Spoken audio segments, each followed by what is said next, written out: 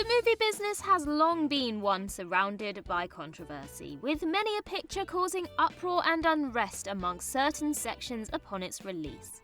Of course, there are some films that warrant such uproar due to pushing the envelope a little too far, or just outright being done in tone-deaf bad taste.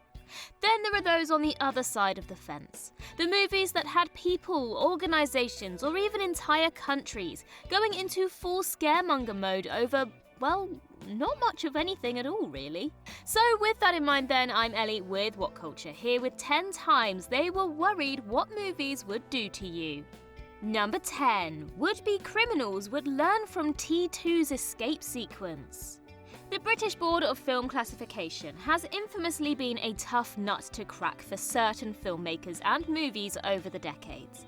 Back in 1991, it was director James Cameron who found himself butting heads with the organisation over a particular early sequence in Terminator 2: Judgment Day. When T2 opens, audiences find Linda Hamilton's Sarah Connor holed up in Pescadero State Hospital following the events of the prior movie. After Arnold Schwarzenegger's T-800 travels back in time to help protect Sarah's son John, the duo immediately set about breaking Hamilton's character out of her enforced institutional confines.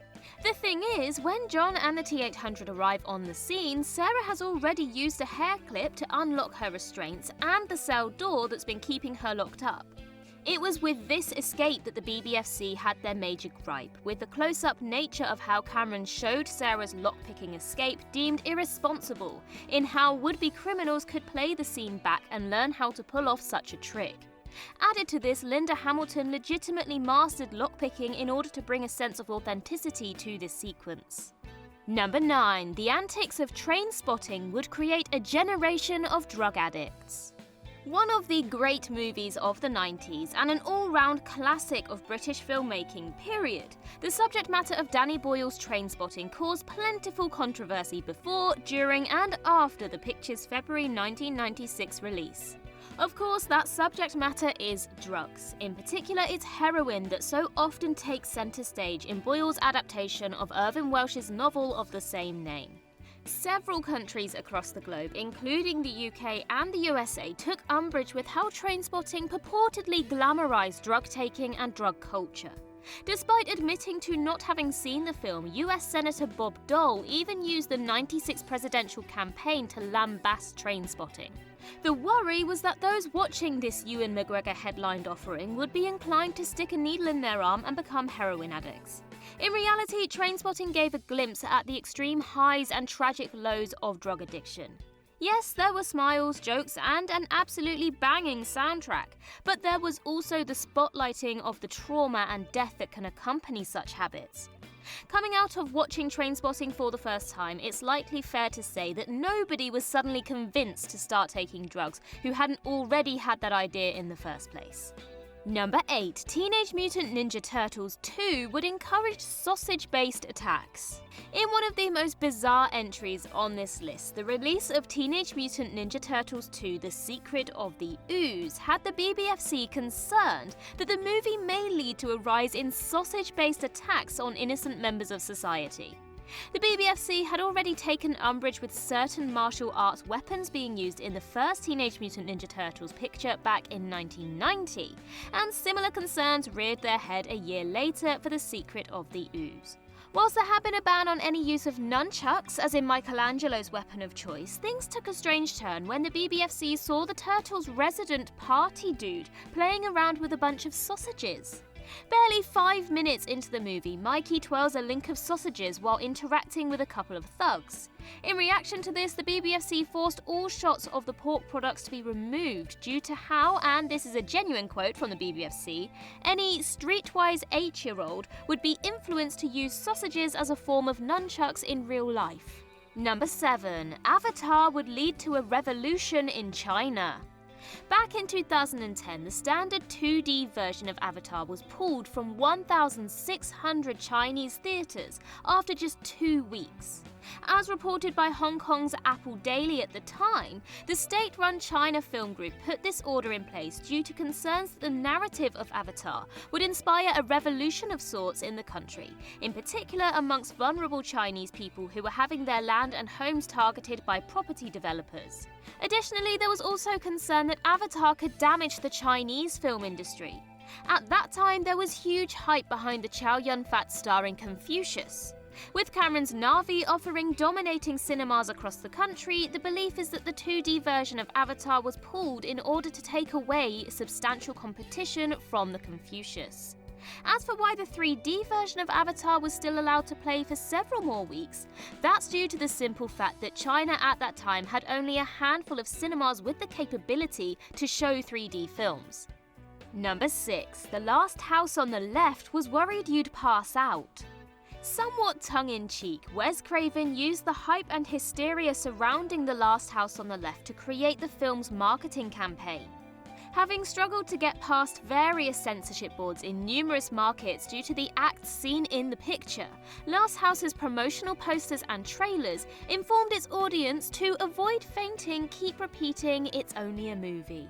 For die-hard horror hounds, such a tagline only served as further encouragement to see what depravity Wes was serving up in his directorial debut. For others, this PR line was seen as a genuine slice of advice should the action of Last House become too unbearable. In actuality, there were reports of people fainting at screenings of this 1972 effort, and likewise there are reports of projectionists cutting up the movie while it was still playing due to being repulsed by what they were seeing and being alarmed by the audience reaction to said happenings. Number 5. Marlon Brando's Wild One would damage Triumph sales. In The Wild One, Brando played uber cool biker Johnny in what would be one of this screen legend's most memorable roles. To this day, Johnny is one of the characters that immediately springs to mind when reflecting back on the career of one of the greatest to ever do it. Prior to The Wild One's 1953 release, though, American motorcycle importer Johnson Motors expected Brando's character to cause a hugely negative impact that they wanted no part of. You see, one of the biggest items that Johnson Motors imported at that time was Triumph motorcycles, with Triumph being an England-based company that existed between 1885 and 1983. Johnson was totally against the use of Triumph bikes in the movie, with the fear being that the brand would become synonymous with the no-good Johnny. The thing is, Johnson was right in this fear, as Triumph did become synonymous with Johnny. What the importer didn't predict mind is that audiences would lap up Johnny and the character would become a cultural icon, as would his patented Triumph Thunderbird 6T. Number 4. A Clockwork Orange would incite violence. A tale of ultra-violence, sexual assault, classical music and milk, the film's twisted central figure Alex and his gang of droogs wound up being cheered on for their heinous antics of debauchery in some quarters. For film censors and concerned parents across the globe, this was exactly what was feared ahead of A Clockwork Orange hitting cinemas. Those worried about the content of Kubrick's picture conjured up scenarios of teens and young adults mimicking the chilling acts of Alex and his pals. Sadly, those concerns were somewhat warranted. Whilst there's no way of knowing for sure if A Clockwork Orange was the sole reason for people choosing to unleash violent attacks in the UK around the time of the film's release, such acts of aggression and several murders were labelled as copycat assaults, which drew inspiration from this 71 feature. Number 3. Jaws would ruin beach business and stigmatize sharks. Steven Spielberg's Jaws is one of cinema's finest ever films, with the 1975 effort even considered to be the movie which launched the concept of the summer blockbuster. Still, that's not to say that there weren't a couple of prime worries ahead of Jaws swimming to the silver screen. On that front, conservation groups feared that the picture would stigmatize sharks, whilst a multitude of US coastal towns feared that the antics of Jaws would have a negative financial impact on their respective holiday seasons. Unfortunately, both of those fears would be realized. The average US beach attendance in summer 1975 was drastically down on prior years, with Jaws being cited as the major driving factor behind this. Likewise, sharks, in particular great white sharks, were stereotyped by many as being mindless killing machines forever out for human flesh. In reality, the common consensus is that any shark attacks on humans are accidental, with the creatures mistaking people for other animals, usually seals. Number 2. Lightyear would send children on a pathway to ruin. While this year's Lightyear may not have reached the ridiculously high standards set by the Toy Story movies, it was still a fun, engaging picture that serves as a great little popcorn flick for all ages. Still, once it was revealed that this Angus MacLane-helmed picture was to feature shock, a same-sex couple, that prompted certain people, institutions and countries to lose their minds at how Lightyear would corrupt the youth of today. To highlight one such example of outrage at Uzo Aduba's Alicia Hawthorne and her female partner, the Christian Post had plenty to say about the knock-on impact this moment and relationship would have on future generations. In a lengthy post about why Lightyear is the embodiment of all things evil, the opening paragraph reads, "Parents and pastors beware. The eagerly anticipated Disney Toy Story spin-off debuting in theaters this June centers on kid favorite Buzz Lightyear and his new space partner Alicia, a lovable lesbian who marries her queer partner and greets her with a kiss on the lips as they start their family."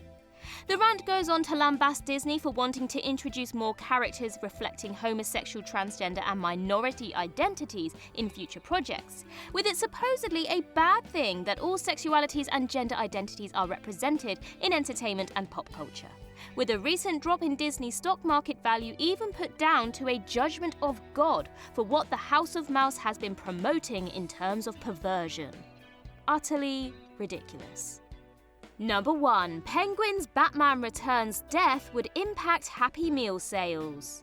Now, if you took a quick look at the most recent Happy Meal toys of choice, there are a collection of various Paddington Bear soft teddies. Back in 1992, though, Mackey's had a slightly darker inspiration for their Happy Meals when they utilised Tim Burton's Batman Returns as the selling point for their child-targeted box meal.